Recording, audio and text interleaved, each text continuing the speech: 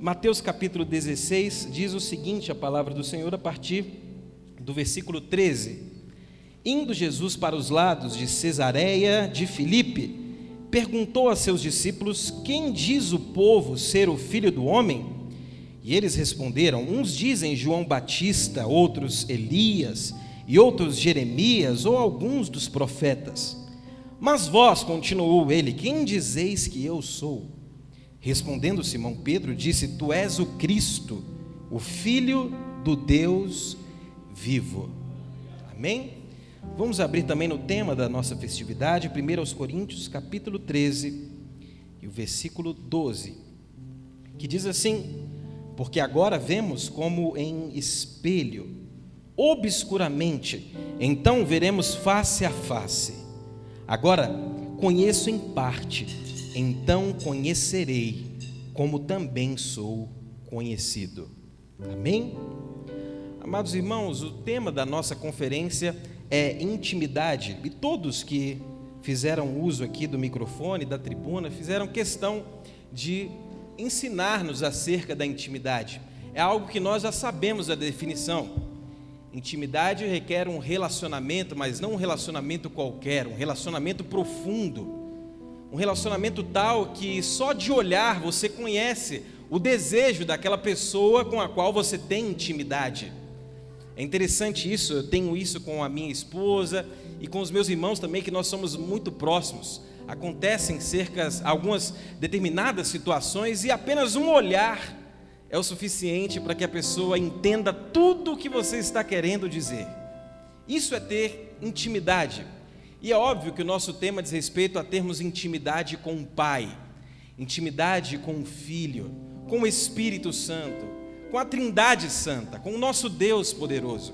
Agora, algo que é muito óbvio, mas que precisa ser lembrado, é que só é possível ter intimidade com quem você conhece. Só é possível criar intimidade depois de conhecer certa pessoa. E algumas pessoas confundem a intimidade com as emoções e com a manifestação do Espírito em nossos dias, o nosso ambiente de culto. Mas intimidade é muito mais que isso.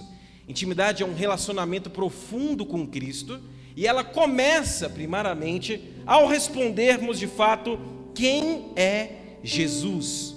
É por isso que, baseado aqui no Evangelho segundo Mateus, capítulo 16, eu gostaria que os irmãos refletissem comigo nessa noite sobre a seguinte pergunta: quem dizeis que eu sou? Interessante, vamos fazer um pequeno teste. Eu vou contar até 3, e no 3 você vai dizer o que é Jesus, ou quem é Jesus para você, com uma palavra apenas, ok? 1, 2, 3. Glória a Deus, tudo ganhou, hein? Tudo maravilhoso, amor, amigo, conselheiro. Cada um de nós temos uma concepção de quem é Jesus.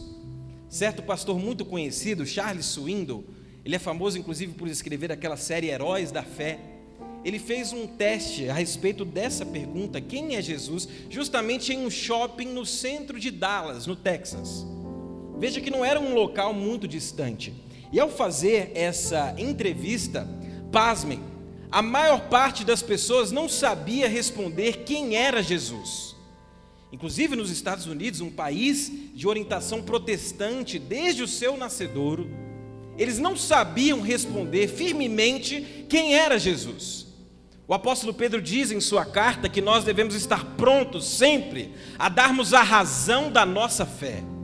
Se você for inquirido por alguém na sua escola, faculdade, trabalho, ou no seu ambiente familiar sobre quem é Jesus, discorra sobre Jesus. Por que você serve a Jesus? O que te faz ir a uma chácara lá na Ponte Alta, no Gama, passar 3 dias falando sobre esse Jesus? O que te motiva a estar na igreja todos os domingos ou em diversos dias da semana? Você saberia dar a razão da sua fé? Quem é Jesus? É a pergunta que deve ser respondida hoje. E o interessante é que nessa entrevista as pessoas respondiam lá no shopping center: Jesus Jesus, aquele cara lá da religião, o barbudo e tal, do filme. Jesus. Ah, não, Jesus é um cara que minha mãe vive falando, em nome de Jesus, em nome de Jesus. Pasmem, a maior parte das pessoas gaguejavam e não sabiam discorrer sobre quem era o Cristo. Portanto, não importa a ideia ou a crença pessoal de alguém acerca de Jesus, mesmo você não sabendo responder de fato quem Ele é importante que você saiba, não sei se há alguém não crente aqui, que Jesus de Nazaré vem sendo a figura dominante na história da humanidade há quase 20 séculos. A história é dividida em antes e depois de Cristo. Jesus é o centro da história. Ainda que muitos ainda não o reconheçam ou não saibam discorrer a respeito dele, é necessário que nós lembremos hoje que a maior parte da raça humana continua declarando que Jesus é o seu Senhor. Cerca de 2 bilhões de pessoas hoje se declaram cristãs. Como se não bastasse, Jesus é o eixo, o centro das Escrituras. A Bíblia não é uma coletânea de documentos e histórias aleatórias. A Bíblia tem um centro, e o centro da palavra de Deus é Jesus. Ele mesmo diz em João 5,39: as Escrituras testificam de mim. Jesus é o centro das Escrituras.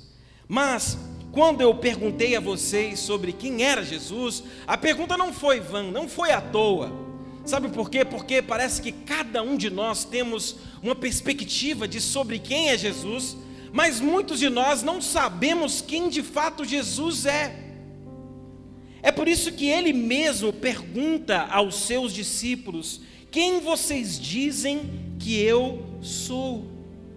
Porque parece que há muitos Jesuses nas prateleiras religiosas. E essa pergunta, quem vocês dizem que eu sou, parece que foi transformada para a seguinte pergunta: quem vocês querem que eu seja?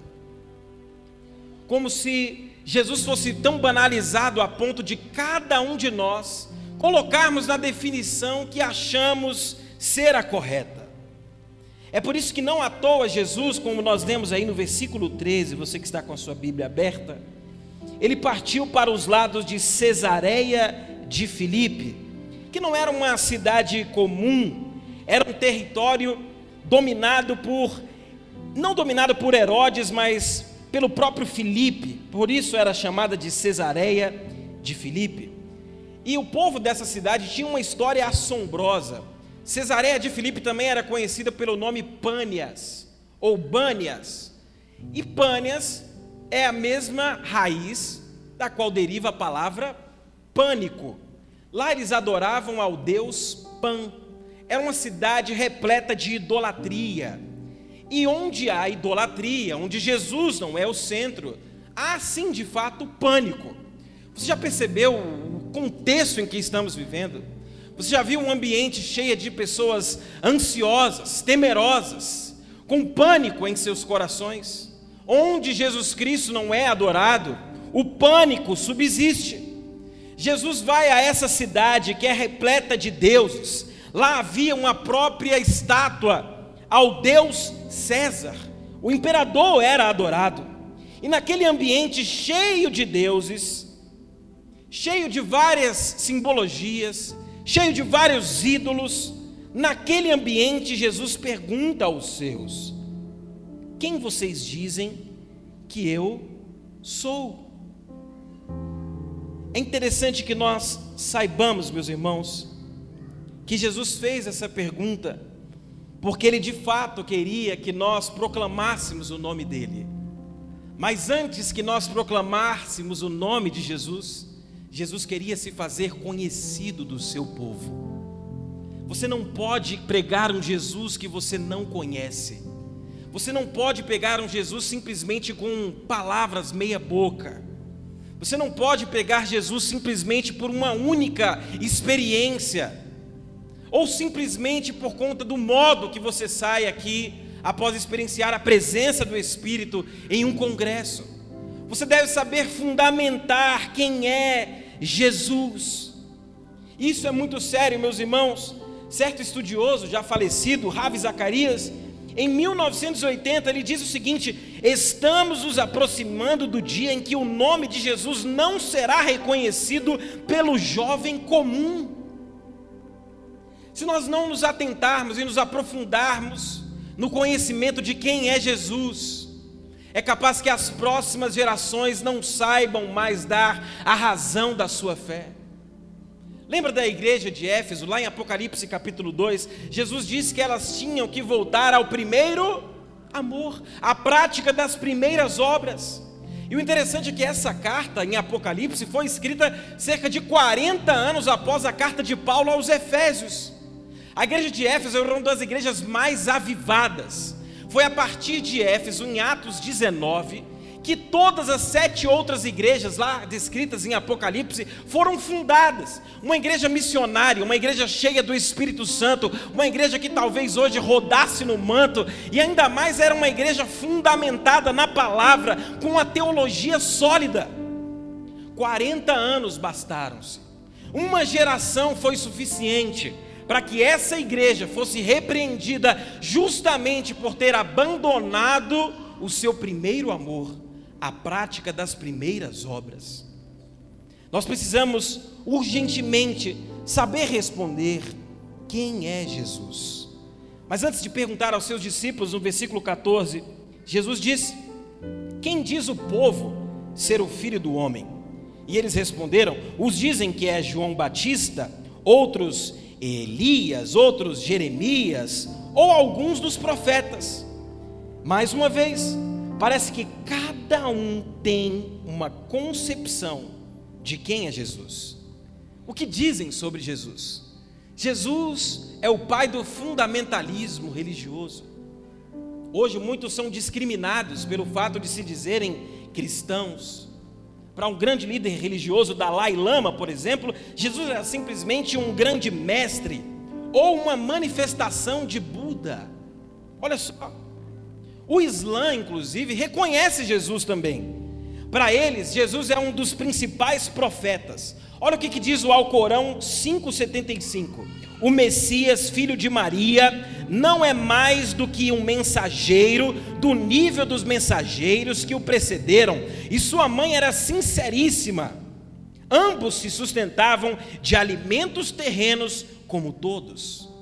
Algo muito lindo. Dizia que Jesus era um grande profeta, mas eles erram em dizer que Jesus era um mensageiro qualquer. Para Malcolm X, Jesus, em seus tempos, seria um dos líderes do movimento Black Power. Para as líderes do movimento feminista, Jesus não poderia ser um homem, porque isso caracterizaria machismo. O historiador Reza Aslan, muito famoso, está lá nos Trend Topics lá da Amazon, um grande historiador. Para ele, Jesus é o maior revolucionário de todos. E é por isso que Jesus pergunta, naquele contexto: quem diz o povo ser o Filho do Homem? Muitos pensavam ser Jesus um simples profeta, um curandeiro, um líder religioso. E depois de perguntar sobre o que achavam sobre Jesus, Jesus fecha ainda mais o cerco.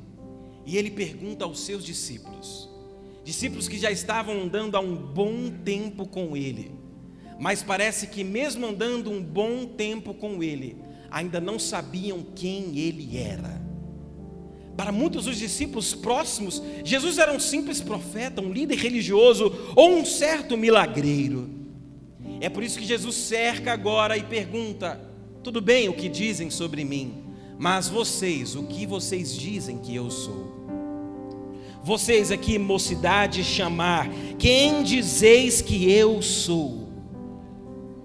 Será que Jesus estava tendo uma crise existencial? Eu não sei quem eu sou. Ó discípulos, vocês podem me responder quem eu sou? Será que Jesus não sabia mesmo quem ele era? Por certo que não. O próprio Jesus, em João 8,58, ele diz o seguinte: antes de Abraão nascer, eu sou. Jesus sabia sim quem ele era. Olha só, certo outro estudioso, Augusto Cury, o famoso psiquiatra, ele se declarava ateu, Mas quando você olha os seus livros, a série Análise da Inteligência de Cristo, ele nos dá um testemunho sobre Jesus. Eu esperava, ele diz, ao estudar a personalidade de Jesus, encontrar uma inteligência comum, pouco criativa, pouco analítica, pouco instigante, sem gestão da emoção, ou então um simples herói mal construído por galileus. Mas, ele diz, entretanto, ao analisar a personalidade de Cristo, fiquei perplexo. De modo que ele reconheceu, como diz C.S. Lewis também, ou Jesus é um lunático, ou de fato ele é o Filho de Deus. E eu prefiro escolher a segunda opção, que faz todo e completo sentido, ainda que a ciência queira dizer que não. Ao analisar-se profundamente a personalidade de Cristo, não tem como chegarmos a outro resultado. Ele de fato é o Filho de Deus. E é por isso que ele pergunta para nós aqui hoje, como perguntou para os seus discípulos: quem vocês dizem que eu sou? E eu quero te dizer que Jesus, Ele é o Todo-Poderoso. Eu repito, ele não é um simples líder religioso, tampouco é um profeta ou um curandeiro. Ele é o Rei dos Reis e Senhor dos Senhores. E nessa noite eu quero te lembrar que você precisa adorar a Cristo por quem Ele é, não pelo que Ele pode te dar, não pelo que Ele pode te revelar. Em João capítulo 6, após uma grande multiplicação de pães e peixes, após os 2 maiores milagres mais extraordinários de toda a história, talvez, uma multidão seguia a Jesus. Mas Jesus depois chega aos seus discípulos lá no versículo 53, e ele diz o seguinte: olha, em verdade vos digo, se não comerdes a carne do Filho do Homem e não beberdes o seu sangue, não tereis vida em vós mesmos. Quem come a minha carne e bebe o meu sangue tem a vida eterna, e eu ressuscitarei no último dia, porque a minha carne verdadeiramente é comida e o meu sangue verdadeiramente é bebida. Quem come a minha carne e bebe o meu sangue permanece em mim e eu nele. Jesus diz o seguinte: olha, no mundo tereis aflições. Em João capítulo 6, Jesus estava começando a dar umas dicas para os seus discípulos, que a vida do cristão não seria só de milagres, revelações e bênçãos. Ele dizia muito claramente que nós teríamos aflições, que haveria um preço a pagarmos por seguirmos a Ele. Resultado, em João 6,60 diz o seguinte: muitos dos seus discípulos, ouvindo isso, disseram: duro é esse discurso, quem o pode ouvir? Os discípulos ficaram perplexos. Ora, eu achei que Jesus era só alegria, era só bênção, era só milagre. Eles ficaram sem entender. E o versículo 66 é ainda mais triste.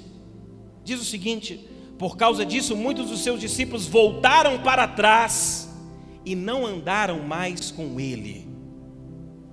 De modo que parece que de toda aquela multidão que recebeu a bênção e o milagre, só restaram basicamente os 12. O versículo 67, Jesus chega para os seus próximos, aqueles que jamais o abandonariam, pelo menos naquele instante. Ele perguntou a eles: vocês também querem se retirar? Jesus pergunta para nós aqui nessa noite: e quando a conferência terminar? E quando a vida real bater na sua porta? E quando o desemprego for de novo a sua realidade? E quando a decepção amorosa de novo te bater? E quando os seus sonhos que ainda não se cumpriram estiverem aumentando a sua ansiedade, vocês ainda me seguirão? Quem vocês dizem que eu sou? Quem eu sou para vocês? E Pedro, talvez, assim como os discípulos, devem ter titubeado nessa pergunta. Mas, cheio do Espírito Santo, o versículo 68 nos diz: respondeu Simão Pedro, quando Jesus perguntou: vocês querem também vazar? Vocês também querem se retirar? Respondeu-lhe Simão Pedro: Senhor, para quem iremos nós?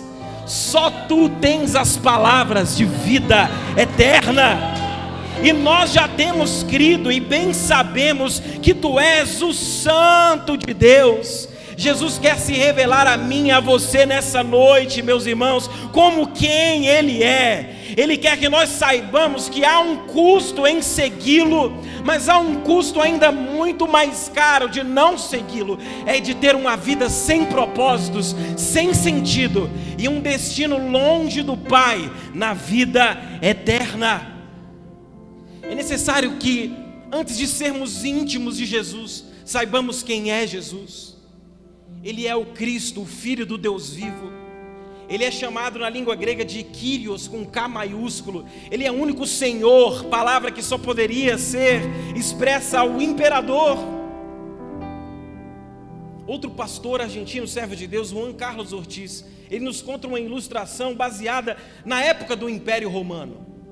Ele diz que no século I, uma saudação muito comum, assim como nós assembleanos era, como nós dizemos, a paz do Senhor, não é isso? Vocês são do a paz do Senhor ainda? Amém? São assembleanos raízes? Amém? Glória a Deus. A paz do Senhor, mocidade chamar? Paz do Senhor. Vocês não são do graça e paz não, né? Nem do paz só não, né? A paz do Senhor. Glória a Deus. Com todo respeito, é claro, mas é a nossa tradição. Assim como nós temos a paz do Senhor, era muito comum entre os romanos, segundo Juan Carlos Ortiz, cumprimentarem-se da seguinte forma: César é o Senhor. E os soldados romanos, vez ou outra, levantavam as suas lanças e diziam: César é o Senhor, no meio das praças. E as pessoas que estivessem ao redor deveriam levantar a sua mão e responder prontamente: César é o Senhor. E novamente vinham os soldados e diziam: César é o Senhor. E eles respondiam: César é o Senhor. Mas os centuriões, os grandes soldados continuavam andando, mas eles chegavam em um lugar chamado Antioquia, onde pela primeira vez esse grupo de doidos, lunáticos, foram chamados de cristãos. De modo que os soldados chegavam, levantavam suas lanças e diziam: César é o Senhor. E nesse ambiente dos seguidores de Cristo, eles levantavam prontamente a sua voz, a sua mão e diziam: Jesus é o Senhor. E o soldado pensa: esse povo é louco, é maluco, eles não têm noção do que eles estão fazendo. Acho que eles não me entenderam. César é o Senhor. E eles respondiam prontamente: Jesus Cristo de Nazaré é o Senhor. Quando ele perguntava pela terceira vez, César era o Senhor, os discípulos respondiam: Jesus é o Senhor, Jesus é o Senhor. E quando eles falavam com maior convicção, os soldados pegavam as suas lanças e traspassavam o povo de Deus, simplesmente pelo fato de declararem que Jesus era maior do que César, que Jesus era o único dono da vida, que Jesus era o único imperador por excelência, não do Império Romano, mas da humanidade inteira, pelos séculos dos séculos. Amém. Seguir a Jesus implica em um custo, o custo da sua própria vida. Nós não somos salvos por obras, para que ninguém se glorie, é pela graça, mediante a fé, Efésios 2. Mas Jesus foi claro em dizer que haveria consequências para quem o seguisse verdadeiramente. E eu quero te dizer que antes de você ter intimidade com Jesus, é necessário que você saiba quem Ele é. Ele é Senhor. E a boa nova é que quando nós o conhecemos de fato e o reconhecemos, e nos reconhecemos como servos, Ele diz o seguinte: ora, vocês sabem quem eu sou, vocês me servem. Na vida real vocês estão dispostos a abandonar tudo e sofrer tudo por amor a mim. E por me conhecerem, eu não vos chamo mais de servos, porque o servo não sabe o que faz o seu senhor, mas eu vos chamo de amigos. É possível sermos amigos de Cristo. Ele deseja sim a nossa amizade, mas para sermos amigos de Cristo é necessário antes reconhecermos o Senhor Cristo. É necessário que nós respondamos todos os dias da nossa vida: quem de fato é Jesus? Quem controla a minha vida? É necessário que você se lembre que numa vida de pecado, distante de Deus, nós estávamos completamente apartados da comunhão com Ele. Mas Paulo diz em Romanos capítulo 5, justificados, pois, por Cristo, nós temos paz com Deus. Nós podemos ter intimidade com Ele, porque fomos justificados, lavados e remidos pelo seu sangue. Cristo quer se revelar a nós, para que nós possamos comungar com Ele. E Ele é tão amoroso, tão lindo, que Ele tem uma amizade verdadeira. Uma amizade que já deixa agora claro o preto no branco, o custo em segui-lo. Ele mostra quem de fato Ele é. Jesus não tinha máscaras, Jesus não tinha subterfúgios, estratégias para ganhar seguidores, para ganhar likes no seu Instagram celestial. Jesus era de fato quem Ele era, o Filho de Deus, o Filho do Deus vivo. Quem Jesus é para você? Quem você diz que Jesus é? E eu te respondo quem Ele é. Pedro respondeu: tu és o Cristo, o Filho do Deus vivo. Não há outra alternativa. Ou Jesus Cristo é Senhor, Deus Cristo Todo-Poderoso, ou Ele é um simples personagem histórico. Qual a sua relação com Jesus? É Ele que domina a sua vida, ou você ainda age como escravo do pecado? Você tem paz com Cristo em todos os seus caminhos, ou você ainda se sente longe de Deus no seu dia a dia? Quem Jesus é para você? A palavra de Deus nos mostra quem Ele é. Ele é o pão vivo que desceu do céu, do qual quem dele comer jamais terá fome. Ele é a água que sacia a sede de uma vez por todas. E só essa água pode nos purificar, se atingir de fato o nosso âmago. A palavra do Senhor diz que Ele é o princípio, o alfa e o ômega, o princípio e o fim. Tito 2,13 nos diz que Ele é o nosso grande Deus e Salvador, Jesus Cristo. Além do mais, Ele é o Criador, porque todas as coisas foram feitas por Ele, e sem Ele nada do que foi feito se fez.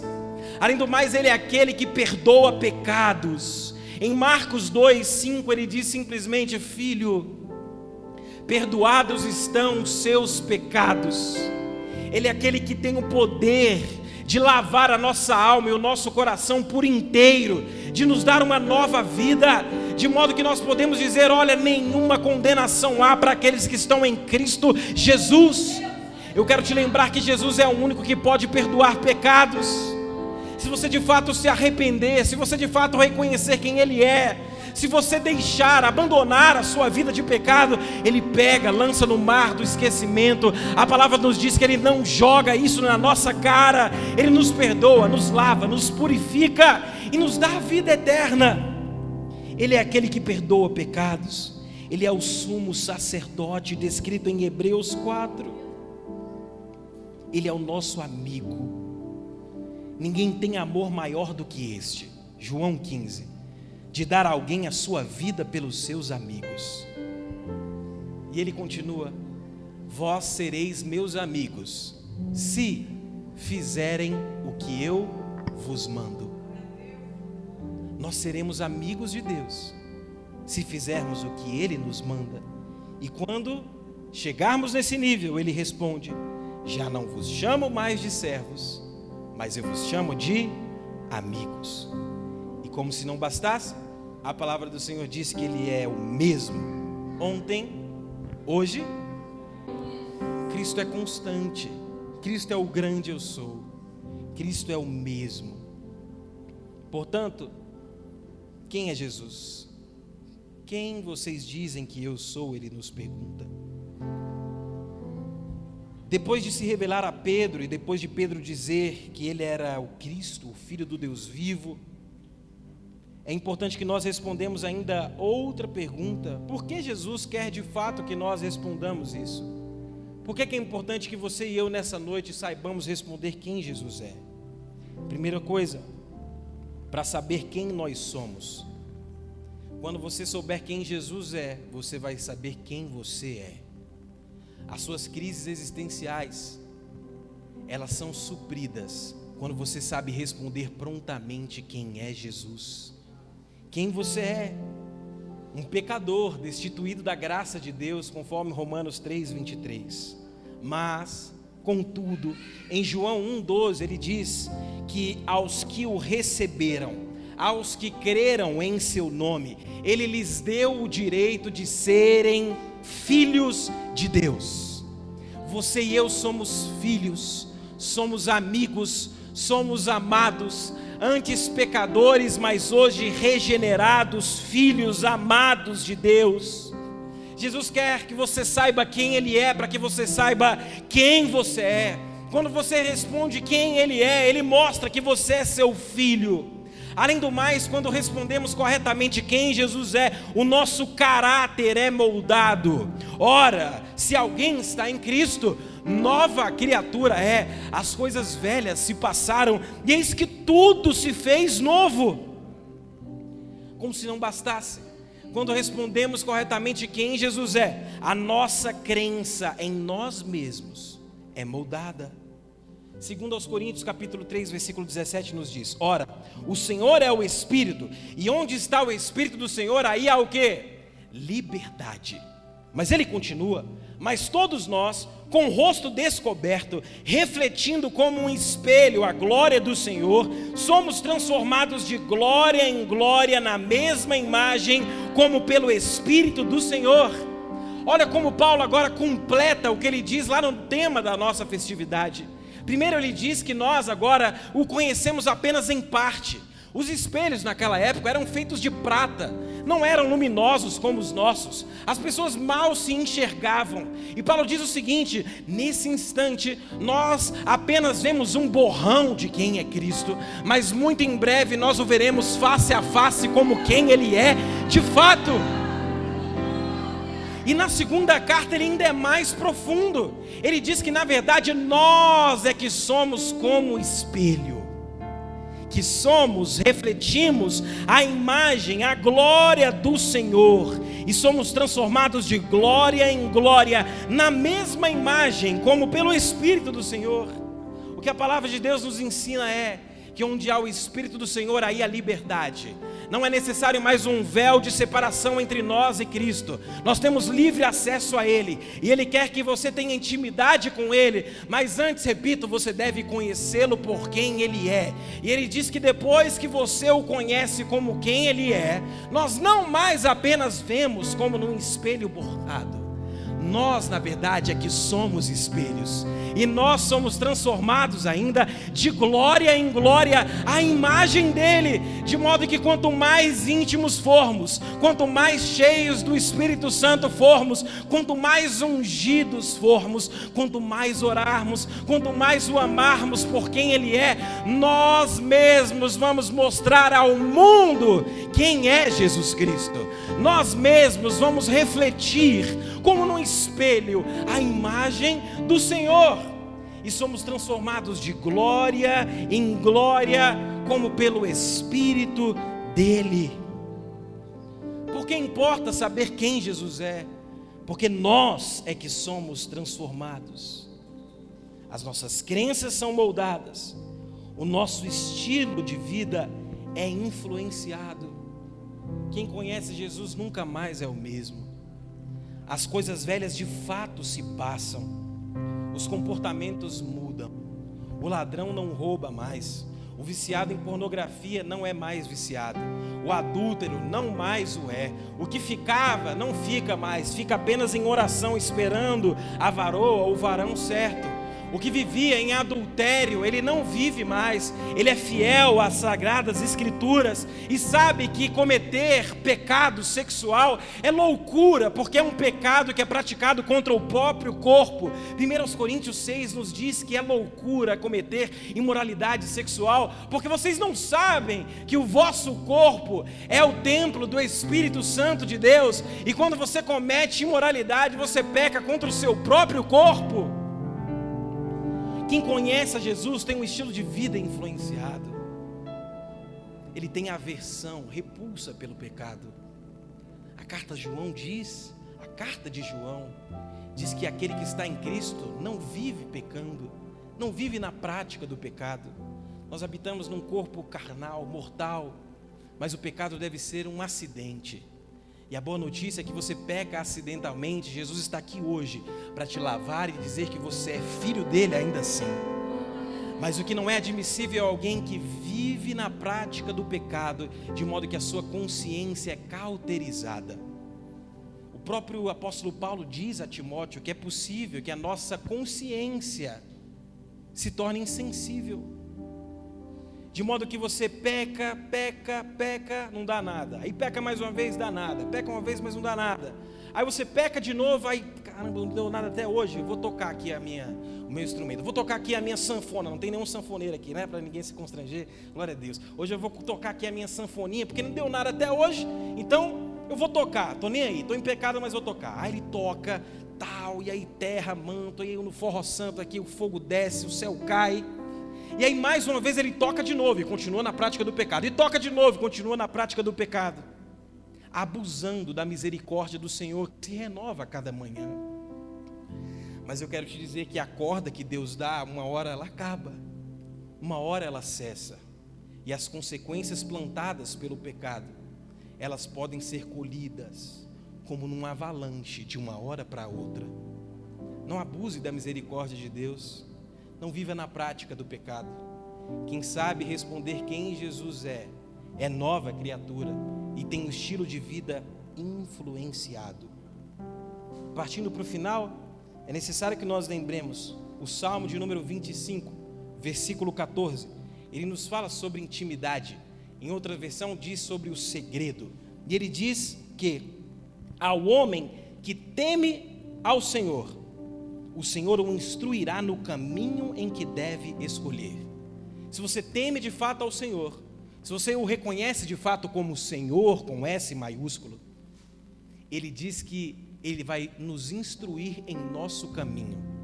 Quantos de nós no nosso dia a dia queremos orar, queremos resposta da liderança, queremos que o pastor ore, queremos ir lá na irmã do ciclo de oração para nos entregar uma palavra profética, porque estamos perdidos, não sabemos se vamos ser médicos, doutores, advogados, não sabe se vai ficar com A, B ou C, ficamos perdidos. Mas a palavra do Senhor diz que aqueles que o temem, o Senhor o instruirá no caminho que deve escolher. As suas decisões serão tomadas conforme a instrução do Senhor. E eu quero te lembrar que a vontade dele, assim como a sua instrução, é boa, perfeita e agradável.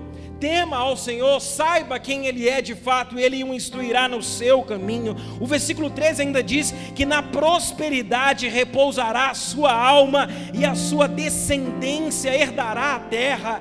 E ele continua ainda dizendo que a intimidade do Senhor é para os que o temem, aos quais Ele dará a conhecer a sua aliança. A intimidade do Senhor não é para qualquer um, é para aqueles que o temem. Os que o temem, Ele instruirá no caminho, te dará um caminho de prosperidade e te mostrará a sua aliança. Quem Jesus é para você? Quem Jesus é para você? Quando nós respondemos quem Jesus é adequadamente, além do nosso estilo de vida ser mudado, nós também sabemos quem nós somos. Lembra? O versículo 18, depois de Pedro responder corretamente quem era Jesus Cristo, o Filho do Deus vivo, Jesus diz o seguinte para ele: eu te digo que tu és Pedro, e sobre esta pedra edificarei a minha igreja, e as portas do inferno não prevalecerão contra ela. Quando Pedro respondeu quem Jesus era, Jesus respondeu quem Pedro era. Se você conhecer Jesus de fato, se você ter intimidade com o Filho do Deus vivo, você jamais terá crises existenciais. Seu propósito será muito claro. As suas instruções, as instruções de Cristo para você serão sempre claras. E as suas decisões, as suas escolhas serão sempre as melhores, porque estarão submetidas ao crivo perfeito, agradável e doce do Rei dos Reis e Senhor dos Senhores. Eu quero encerrar orando por você e dizendo que, além do nosso estilo de vida ser totalmente mudado ao sabermos quem Jesus é, ao temermos a Ele e adquirirmos intimidade com o mesmo, o nosso caráter é moldado e o nosso destino é definido. O seu destino é definido pela resposta que você dá a quem Jesus é. Jesus diz em Mateus 10: quem, pois, me confessar diante dos homens, eu também o confessarei diante do meu Pai que está nos céus. Mas aquele que me negar diante dos homens, eu também o negarei diante do meu Pai que está nos céus. Quem Jesus é para você?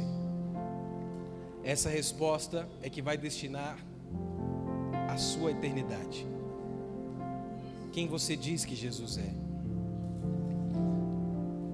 Eu quero que você faça parte daquele povo que dos seus olhos o Senhor enxugará toda lágrima.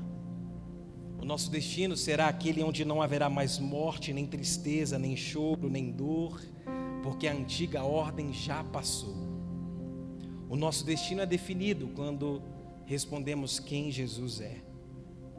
Quem vocês dizem que eu sou? Jesus pergunta nessa noite. Há alguém no nosso meio que está afastado dos caminhos do Senhor? Ou que está na igreja, mas ainda não reconhece Jesus como Senhor? Há alguém que quer ter a certeza da sua salvação? Há alguém que quer ter o seu caráter moldado e ter uma nova história a partir de hoje? Eu quero orar por você. Essa é a maior oportunidade da sua vida. Jesus Cristo, Filho do Deus vivo, quer se revelar a você hoje como Senhor e posteriormente como Pai e amigo. Lembre-se, o apelo é um privilégio. O apelo não é uma promoção de feira. Alguém quer ter o privilégio de reconhecer Jesus como Senhor? O Pai de amor te chama hoje, nessa noite. Eu quero orar por você que porventura está afastado dos caminhos do Senhor, quer ter uma nova história de comunhão, de intimidade. Você que se tornou um mero religioso no decorrer do tempo e se esqueceu quem Jesus era. Alguém que quer voltar para os braços do Pai nessa noite? Vem aqui então, meu irmão. Glória a Deus. Aleluia.